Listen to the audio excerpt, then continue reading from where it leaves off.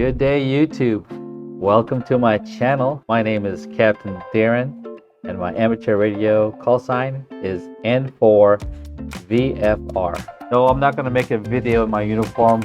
I just wanted to let you guys know that I am here again at the hotel, and I'm going to show you my setup of how I operate Remote Control FT8. I had a special request from a fellow ham. His name is Gil. I won't disclose his call sign because he's going through some tough times with his health condition. And in his email to me, he wanted me to explain and show him and also you guys, the YouTube viewers, on how to set up an FT8, Remote Control FT8. But it's going to be so complicated because everybody has different radios and there's going to be different configurations. You need to configure each program, each radio, and have your interface wires connected from your computer to your radio. But I'm going to show you how I have my computer and my radios and all the software set up. Okay, so I have this spreadsheet or this Word document, and I'm going to show you some of the software that you're going to require. So what's needed? The program that I run is it's free. It's called TeamViewer, and I have that set up on both computers. This MacBook Pro laptop, or you can use a Windows laptop. I have TeamViewer loaded on it, and also it's loaded in my home shack. And let me show you the computer that I'm running. It doesn't have to be a powerful computer, but let me show you what I run in my shack. So this is what I run in my shack. I purchased this in November of 2021. As you see there, it's currently unavailable. That's because they got newer product since 2021. So this just give you an idea. You don't have to have the most powerful computer.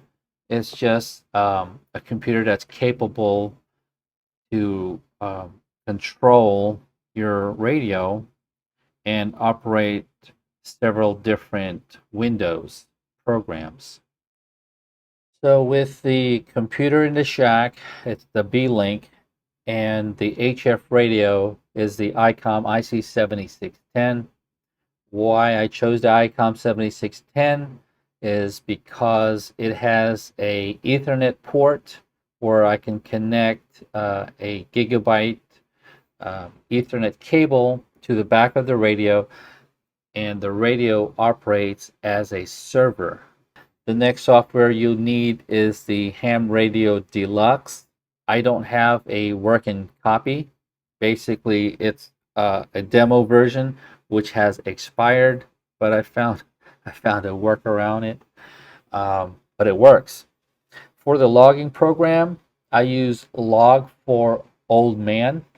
It's called Log4OM, and that's how I make logging contacts, and it's uploaded to QRZ and VNC Viewer. So what VNC Viewer is, it allows me to operate and actually see my RF2KS amplifier. Some of you may have talked about having the Mercury Lux. I do have my Lux. It's still in my other Radio Shack station located in Texas. What I don't like about that, I have a video. I'll leave the link above so you guys can take a look at that. My pros and cons. Down here at the bottom, you see this VNC viewer. I could just click on that. Double click on here. I type in my password. Okay. Remember my password and click OK. So what you're seeing here, this is actually my amplifier. All right, so VNC viewer, and you just saw wsjt-x and grid tracker. So what you're seeing in the background, all this here, the from the US, you can see those little dash lines. Those are the contacts that are currently going on, QSOs, digital contacts. So that's what grid tracker is using, and I like that. You know what? To get the grid tracker to talk to the log4 old man and to also talk to, I'm going to leave you a link above, and it's going to show you actually how to set these up individually. It's just so much information to set up. So I'm going to give credit to the YouTuber that created that. What's the last one here? Remote camera showing my PALStar HF Auto. I have it on my phone, so it's the camera at my ham shack. Let me see, what's the name of this camera? It's actually a yeah, it's a camera that you can get on Amazon. I'll post the link and on all the descriptions down below. So I got a, where's the camera? All right, so this is a ham shack camera. I'm going to click on it. Okay, so that's, I'm looking at my amplifier. My amplifier, I remote control it. It works, but I'm going to turn the camera. So now it's going to be looking at my PALStar HF Auto. Now this is live. It's kind of like washed out. You can't really see it, but when it's nighttime, you can actually see it. So I have the camera to actually see my PALStar HF Auto, or I can have it pointed up and looking at my amplifier to see if it's turned on or off. I'm not going to explain, it's just so much information. How to configure, I spelled configure wrong, if you can see it right there. How to configure each piece of equipment, just to give, I'm just going to give you a perspective on what it takes to put all this together to get it working. I'm here in Washington, D.C. at the hotel room with a super fast internet connection. So if you can see these icons down here, I am using a Mac. This is how I connect. See this? This is TeamViewer. Click on TeamViewer. I'm going to teleport to my computer located in Florida. Okay, here we go. It's called the B-Link Mini PC. Just double click on it. And I type in my password. You see how it's so itty bitty? I need to change the view screen resolution. And let me go optimal resolution. So that gives you a better look. Now what you're looking at now, this is the desktop of my computer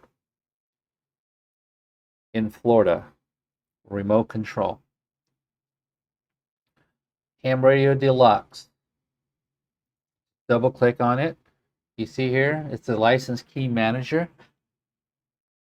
I'm not sure if I'm going to get in trouble telling you this, but I'm just going to move this aside. Just drag it out of view. Don't close it out. Double click Ham Radio Deluxe again. You see it's going to connect. It's connected to my ICOM 7610. There it is. So this is Ham Radio Deluxe. What I do, just move this aside like this. I'm going to set it down in the corner, bottom right. I like to see where I can have the RF power and the RF gain. So I'll leave that down here in the bottom right corner. Next icon I want to start is the log4om. Just double click on that.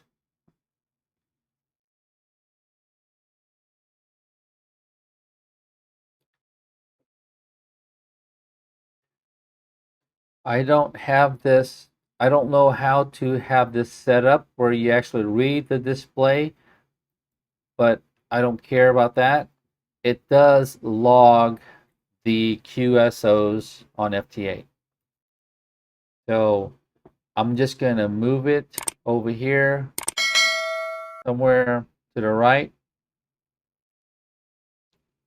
Alrighty. Next thing is wsjt-x. Double click. There's my waterfall down here on the bottom. This is going to be my main screen I want to be looking at the whole time.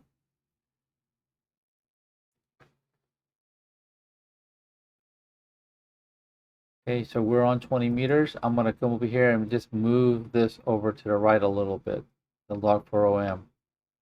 Okay. If I need to see the Ham Radio Deluxe, I have a little piece of real estate here. I can just click on it, Ham Radio Deluxe. If I need to go to log4om, I just click on anywhere in the log4om and see how that covers up. All right, so I want to minimize this. The next thing I'm going to do is click on Grid Tracker. Here's Grid Tracker. I need to run Grid Tracker so all the UDP ports are routed to the right ports. And I don't have this on display. What I'll do is I'll just minimize this in the background. Okay, now I'm going to come back and bring up my wsjt-x. Just like that. Now if I want to see my amplifier, I go to the VNC viewer, one click, RF2KS, double click, and that's online. There we go.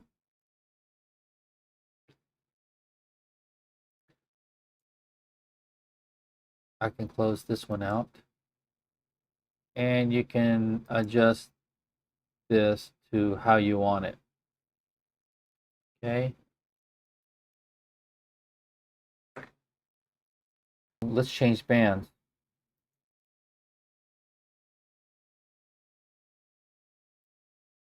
We'll go to 15 meters, okay? So I look at my amplifier, it's in standby. I look at my Ham Radio Deluxe, I got 9 watts of RF power. I'll click on wsjt-x and I'm going to go tune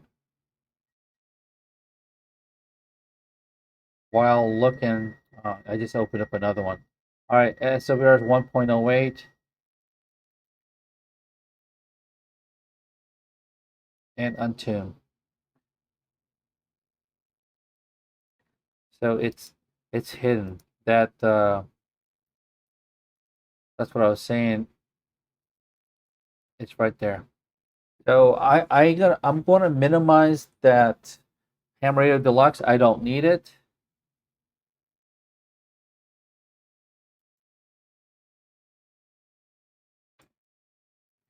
And this you can always adjust. I need to get to the bottom.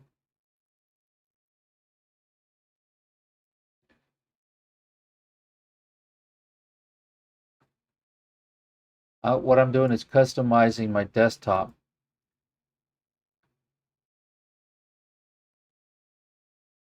Because I want to see the amplifier. If it kicks out, this is the best I want to do. What I got shown here. All right, so I got it already tuned up, right? And I'm just going to call CQ. Well, I can turn on the amplifier here. Let me bring down some of that power. I don't like to put 9 watts into the amplifier. I like to go low power. So I got to find Ham Radio Deluxe. that here. I'm going to bring down the power. There's 5 watts of power down here at the bottom. Double click on that. Well, actually, I'm just going to minimize this and transmit. The amplifier is on and operate. Here we go. Transmit. 150 watts of power going out. SWR is 1.05. I'll turn this audio down a little bit. Click on this. There we go. Oh, and I'm sorry. That's tune. I meant to click on enable transmit. I was tuning. So here we go. It's getting ready to transmit in about 7 seconds here.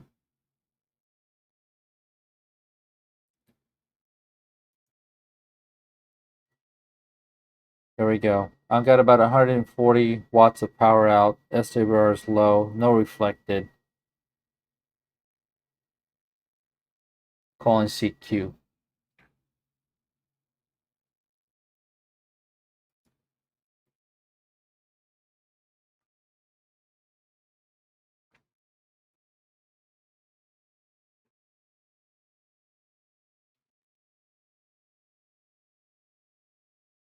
So I've been spotted right here. WA7L and W spotted me.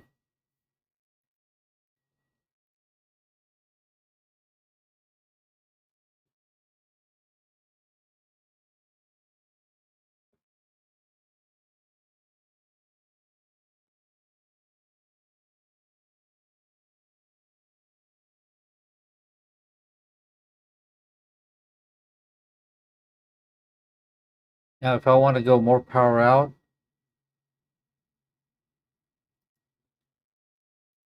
bring this up.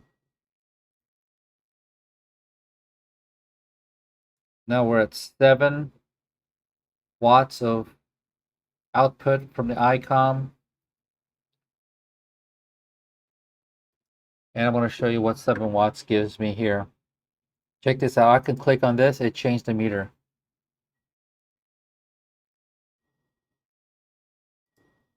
So I like this view better. So that's 200 watts, 1.05, no power reflected.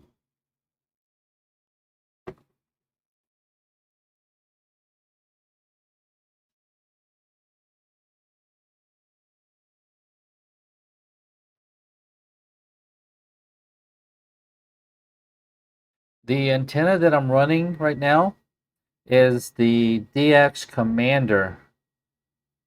So the DX Commander on the RF2KS is on antenna port 1, and I have that configured. I go to menu, and you can actually see it here. Antennas. Okay. It's actually port 2, actually. It's my DX Commander. Port 1 is my 80-meter double bazooka.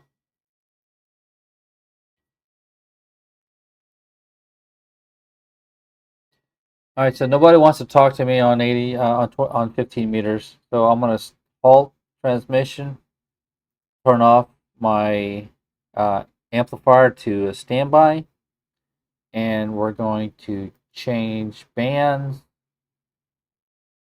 20 meters, erase all this, do a quick tune, 4 watts at 1.11, amplifiers on, enable transmit, and we start it all over again.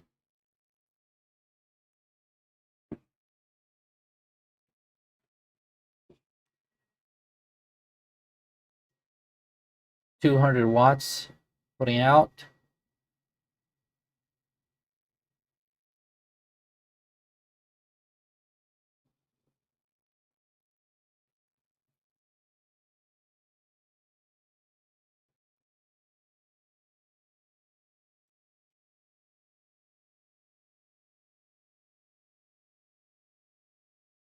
I've been spotted again. Several people. K9IMM.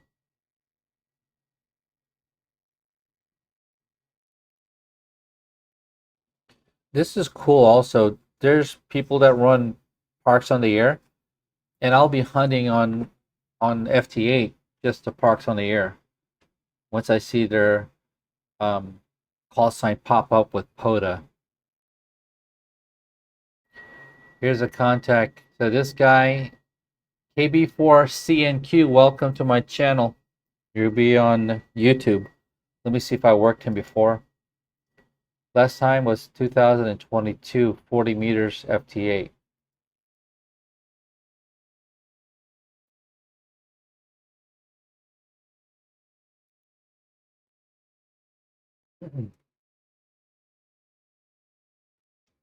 So this is what I do. You know, eating dinner here at the hotel room, playing some FT8.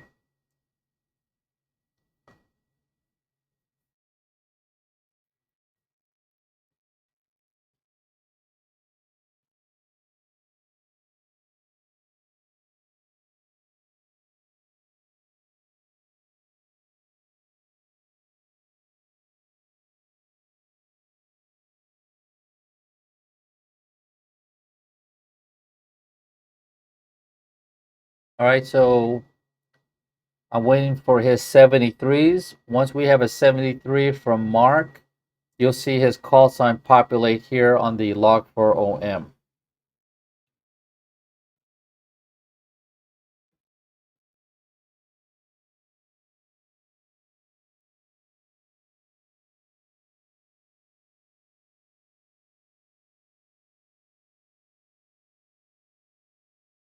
All right, so there it is. I click on OK. Once I click OK, then his call sign populates in my logbook, and that's going to be sent off. And I'm sending a CQ again. Now I'm going to stop that. Now, if I want to hunt someone, if someone else is calling CQ, I like to look at the dBs of our signal strength here. So let's see who's calling CQ. This guy's a DX, Germany. It's minus 20. I might have a hard time on that one. That was Romania. Here's a guy in the US. Costa Rica. Let's try Costa Rica. They're just finishing up a QSO. I'm just going to double click. Geez, it's moving so fast. I'm just going to double click up here, Costa Rica. This call sign populates in the log4OM. I'm going to see if I worked him before. No, I haven't. He's calling CQ, and I'm going to respond to him.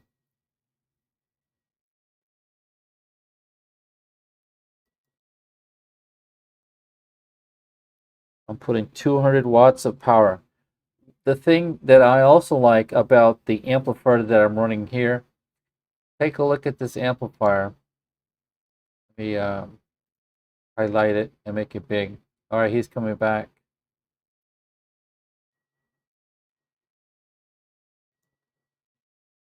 You see this here, the 203 watts? That was like my last transmission. And then this is the 1 watts on the right side of the slash.